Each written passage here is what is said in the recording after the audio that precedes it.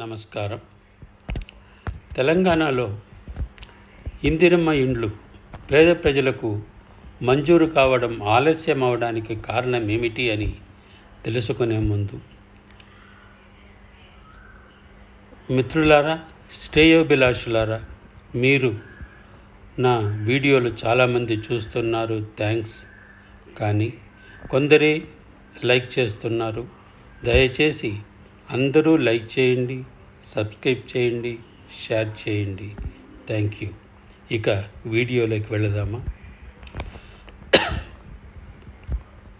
ఎంతో కాలంగా ఎదురు చూస్తున్న ఇందిరమ్మ ఇండ్ల కోసం పేద ప్రజలకు తెలంగాణ ప్రభుత్వం పలుమార్లు ఇందిరమ్మ ఇండ్ల విషయంలో ఎందుకు తప్పు మీద తప్పు చేసి ప్రజలను ఎందుకు మభ్యపెడుతూ ఉందని రాష్ట్ర ప్రజలు పదే పదే అనుకుంటూ ఉండడం, ఆ చెవిని ఈ చెవిని పడి ఇక ఇందిరమ్మ ఇండ్లు ఆశ వదులుకోవాల్సిందేనేమో అని పేద ప్రజలు నిరుత్సాహానికి గురైనారనే చెప్పవచ్చును. అయితే ఇప్పుడు కాంగ్రెస్ ప్రభుత్వం కొత్తగా ఒక అనౌన్స్మెంట్ చేసింది. అదేమిటంటే, ఇందిరమ్మ ఇండ్లకు దరఖాస్తు చేసుకున్న వారిలో 3 రకాలని, అవి L1, L2 అండ్ L3 అని.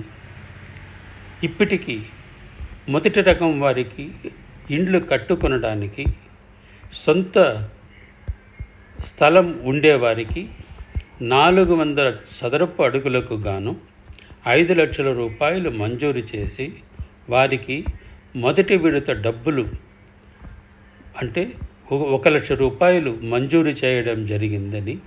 అయితే వారిలో కొందరు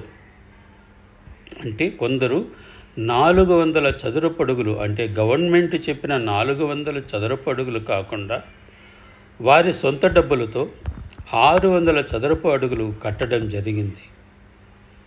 దాని మీద ప్రభుత్వం కొంత అసహనానికి గురై 400 చదరపు అడుగులు కట్టుకోమంటే 600 చదరపు అడుగులు కట్టినారని వారికి పైసలు అంటే 2వ విడత పైసలు నిలిపివేయడం జరిగింది.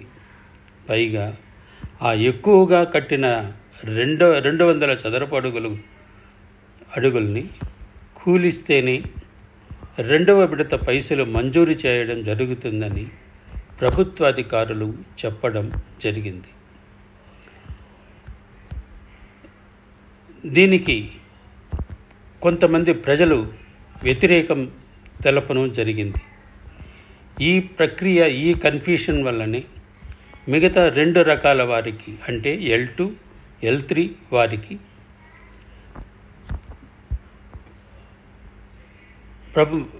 ఇందిరమ్మ ఇండ్లు మంజూరు చేయడం ఆలస్యమైందని పౌర సరఫరాల శాఖ తెలపడం జరిగింది.